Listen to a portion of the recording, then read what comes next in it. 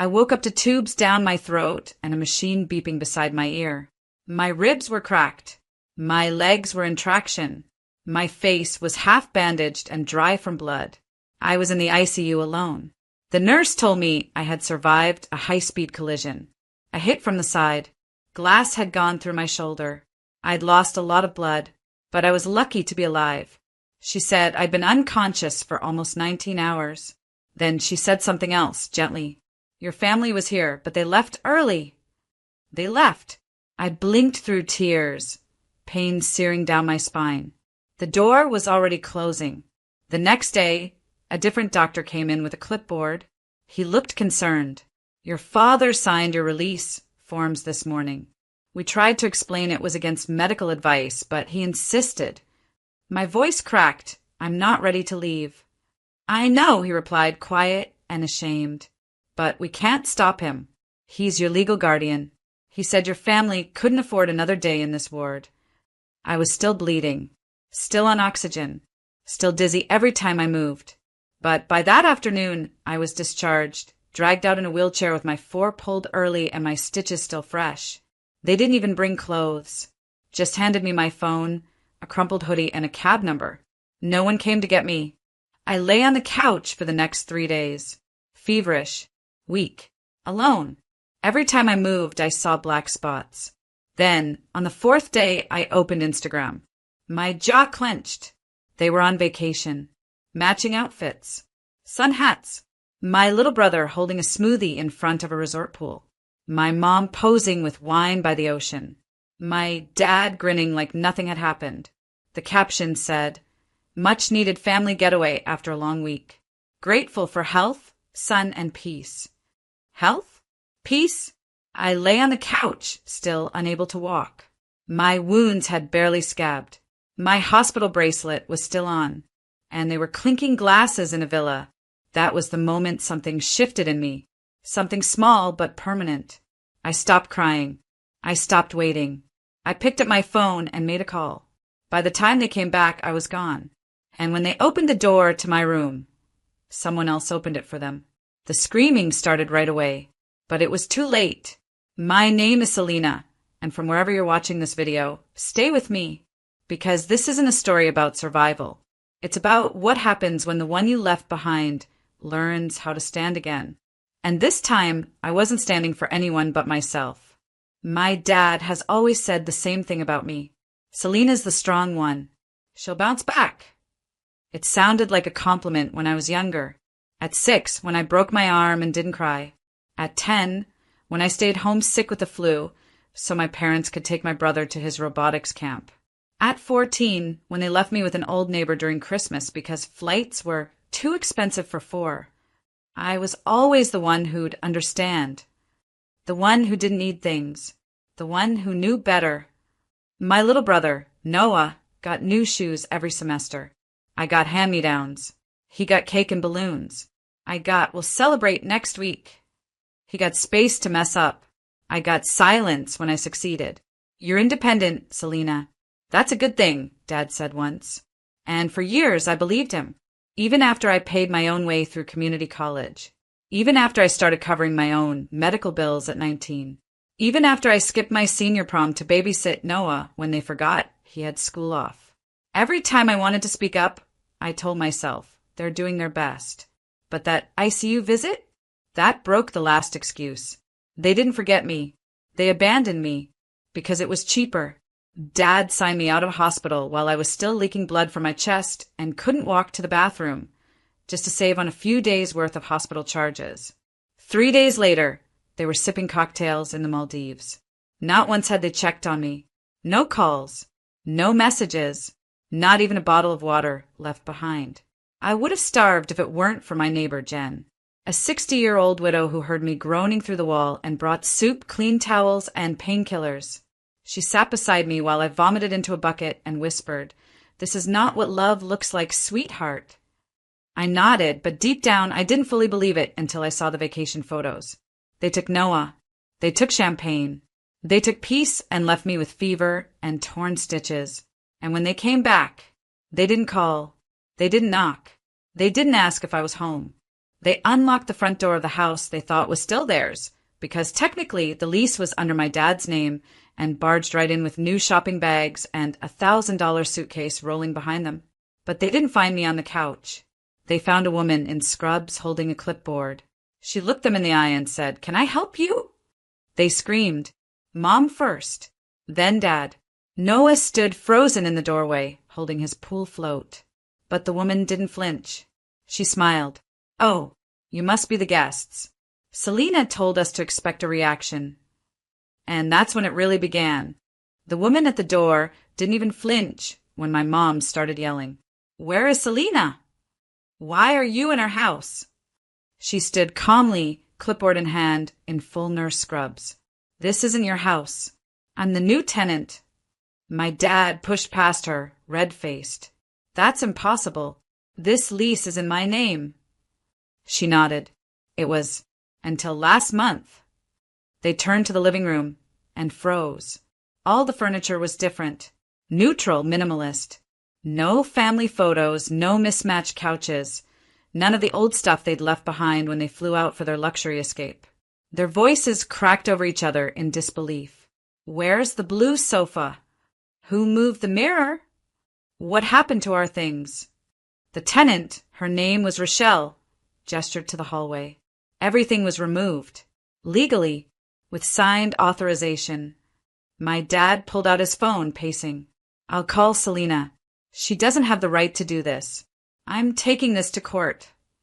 But he couldn't call me, because I'd blocked him, and the number he was calling had long since been shut off. He turned to Rochelle again. "Who gave you permission to live here?" She smiled. "Selena Carter, the sole leaseholder." That's when they started unraveling. He stormed toward the back hallway, tried to push past her, but she stepped in front of him. "Sir, you don't live here, and if you attempt to enter the private quarters, I'll be forced to call security." "This is my house," he barked. But it wasn't. When he signed my discharge papers to get me out of the hospital early, he inadvertently gave me full legal freedom. I wasn't a dependent anymore. I wasn't a minor. I was free, and I acted fast. While they were clinking glasses in the Maldives, I had gone to the leasing office, updated all paperwork, and, with the help of a small payout from the hospital after I filed a grievance, paid off the next 3 months in full. The landlord had no objections. After all, I was an adult. The original lease had expired, and I was listed as a co-resident. When Dad didn't renew, I did. And the first thing I did with that power? I sublet it to a tenant I met through a nurse at the clinic I was recovering in. I moved out quietly, took what I needed, and left the rest behind. I stayed with Jen, my neighbor, while I healed. She gave me her guest room and a soft place to land. She fed me soup, let me cry, and reminded me that kindness wasn't supposed to be a reward. It was a basic human offering. Meanwhile, my parents returned to a home that no longer welcomed them. And the worst part? There was nothing they could do about it. Because for once, the girl they left behind had already moved on. I didn't leave in anger. I left in silence, because I knew by then that my pain didn't matter to them unless it inconvenienced them. So I gave them none. No tears, no warnings, no dramatic goodbyes, just space and consequences. For days after the discharge, I called the hospital board and asked to file a grievance. Not an emotional rant, a formal report.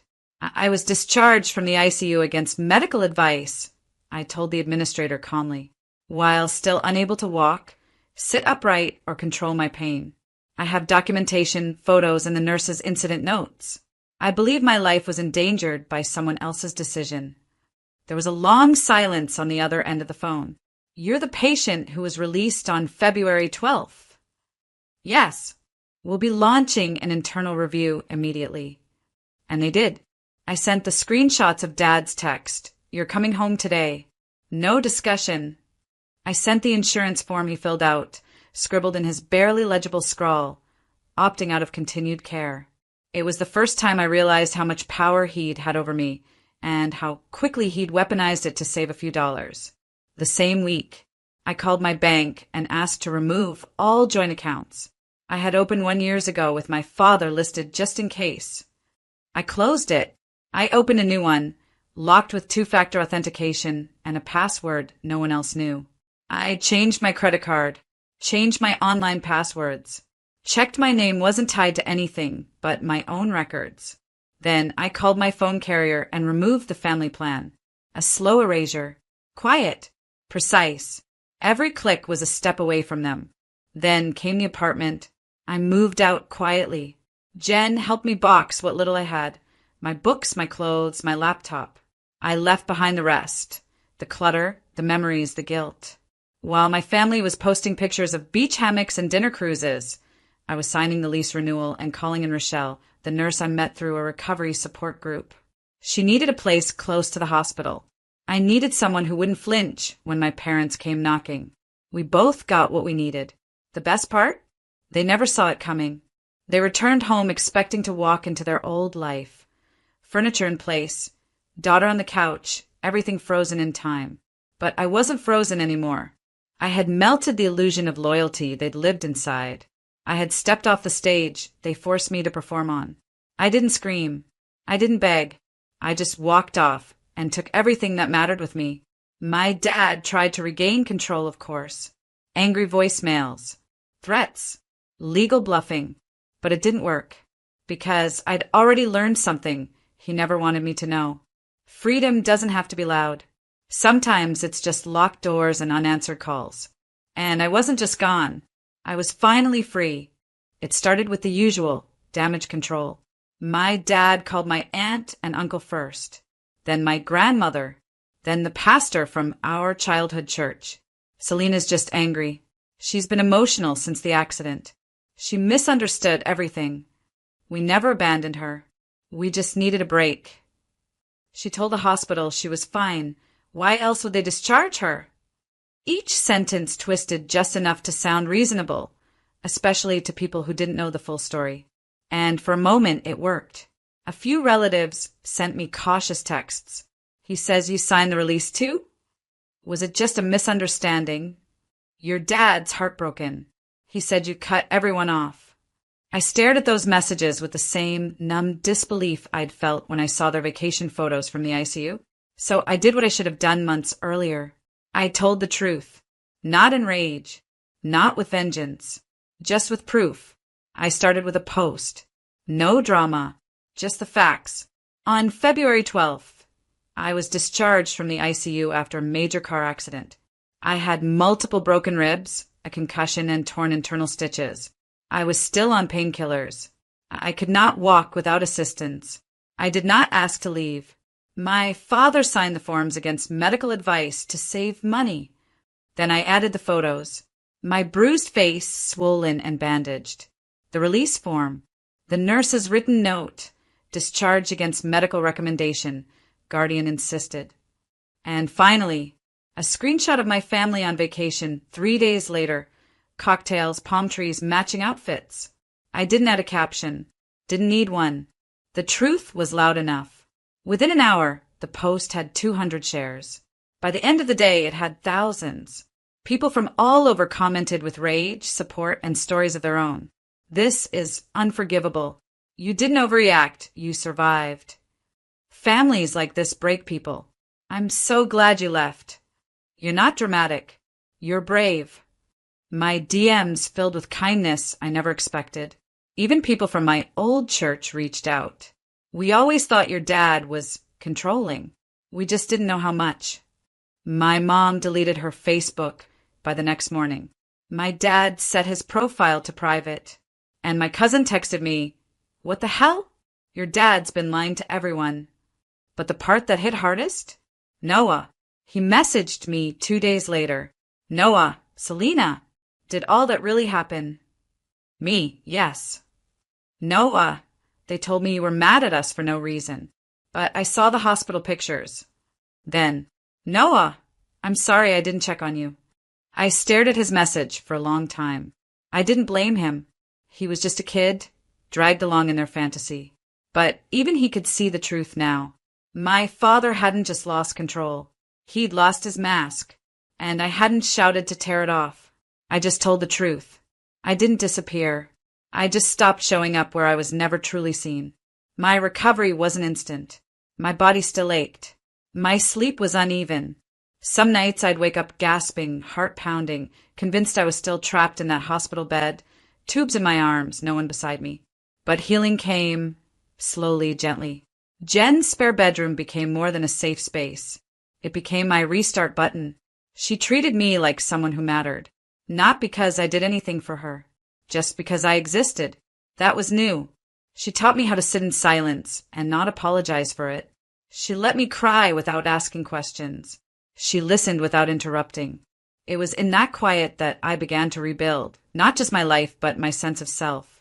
I applied for a remote job at a design firm in Portland. A small role, data admin and content editing. They hired me the following week. It wasn't flashy, but it gave me income, independence, structure, a chance to choose who I wanted to become now that I wasn't orbiting someone else's demands. Eventually, I found a place of my own.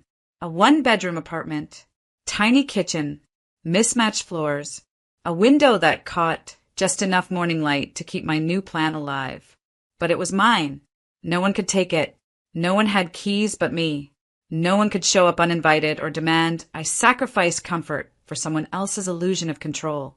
There were no staged photos, no faux family moments, but there was peace, and it was priceless. Meanwhile, silence from my end spoke louder than any confrontation ever could. At first, they tried the guilt route. Emails, voicemails.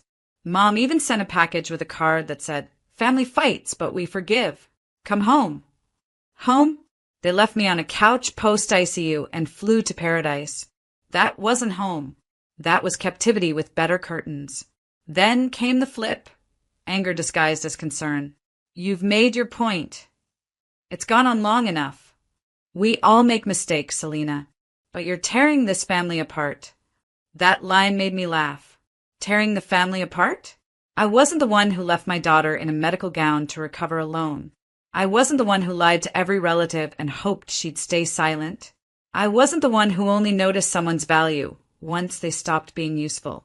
I never replied, and slowly I watched the energy shift. They stopped asking me to come back. They started asking others to fill the gaps, cousins, extended family, even Noah. But it never worked, because what they wanted was the version of me who stayed quiet, showed up, and cleaned up every mess. And that version, she was gone. All that was left was me.